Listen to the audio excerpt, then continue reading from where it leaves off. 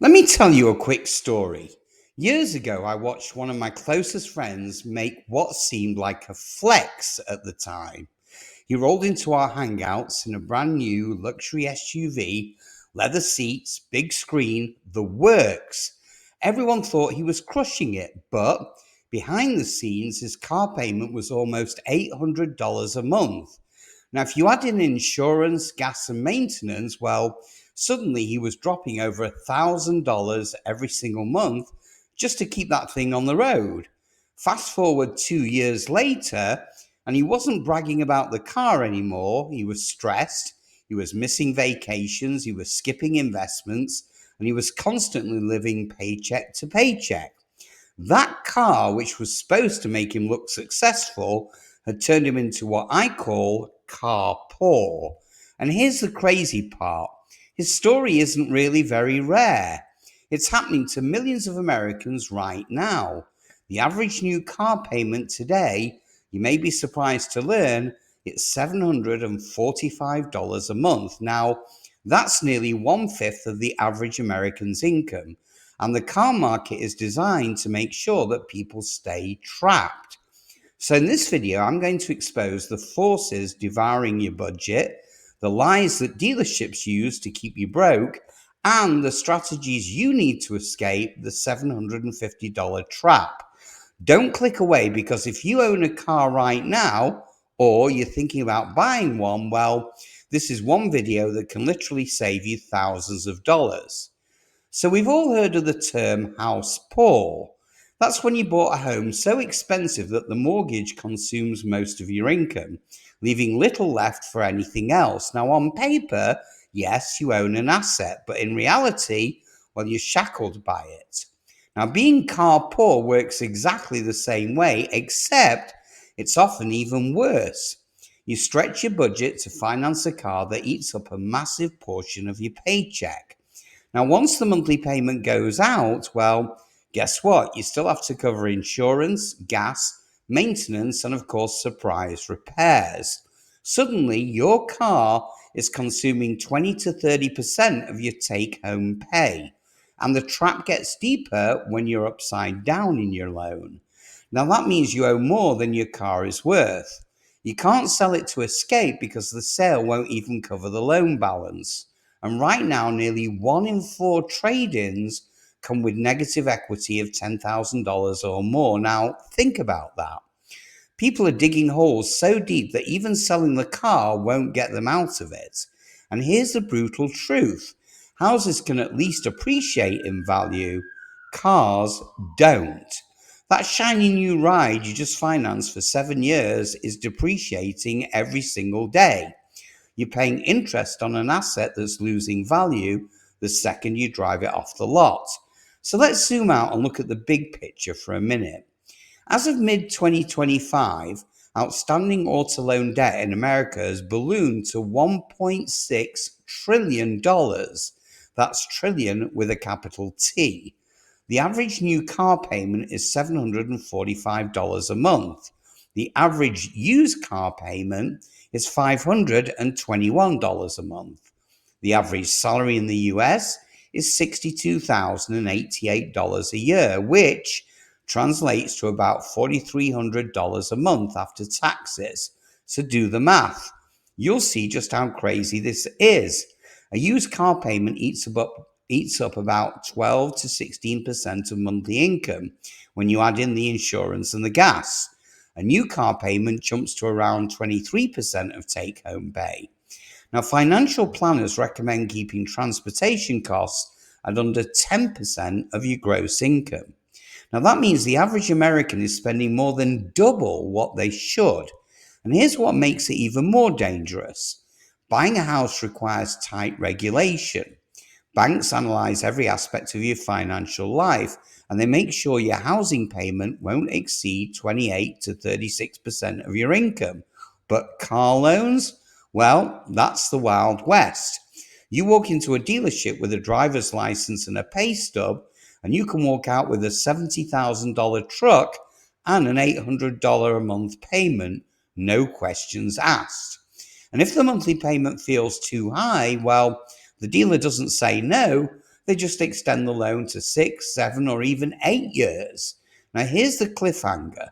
I'll reveal in a moment why that extended loan term is the most dangerous part of this trap. But first, let's talk about the cultural obsession that keeps this cycle very much alive. See, the real reason so many people fall into car poverty isn't just the math, it's the psychology. Cars are visible.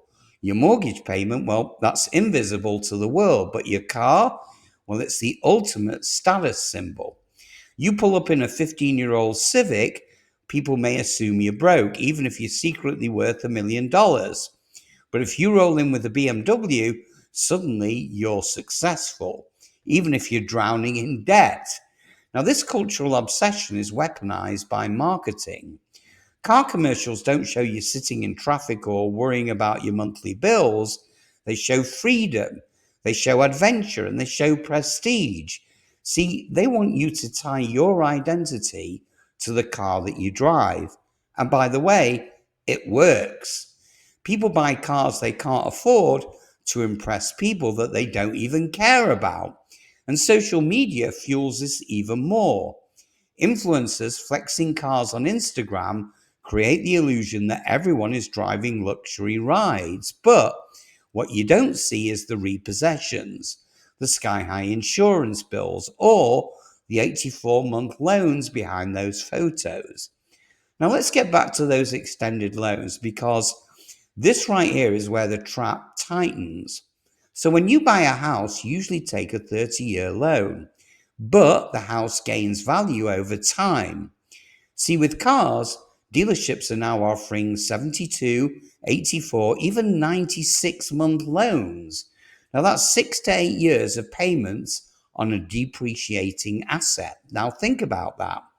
7 years into that loan, well, your $60,000 truck might be worth 20 grand, yet you could still owe close to 30 grand, and you're locked in.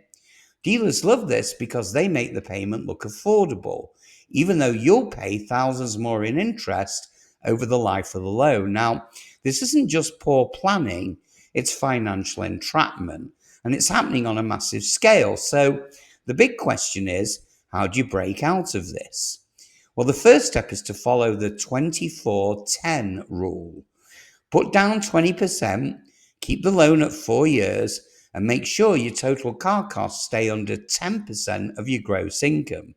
Now, it sounds simple, but almost nobody follows it, which is why so many people are trapped. Second, always buy used. Cars lose up to 20% of their value the second you drive off the lot. Buying a 3-year-old vehicle, well, that lets you skip the worst depreciation while still getting a reliable car. Third, disconnect your identity from your vehicle. See, a car is a tool, it's not a reflection of your self-worth. And the wealthiest people, well, they understand this. The difference between driving a modest paid-off car and financing a brand new one often means the difference between financial freedom and financial stress. Fourth, always calculate the total cost of ownership. Don't be fooled by the monthly payment. You see, once you add insurance, gas, maintenance, and depreciation, well, that $500 payment could really cost $800 a month. Now, tools like Edmunds TCO calculator can show you the real number. And finally, think long term. See, every dollar tied up in a car payment is a dollar not going into savings or investments. The fastest path to wealth isn't driving a luxury car, believe it or not. It's driving a reliable, modest car and investing the difference. So here's the truth. Being car poor isn't about whether you drive something nice or not. It's about whether that car is quietly draining your future.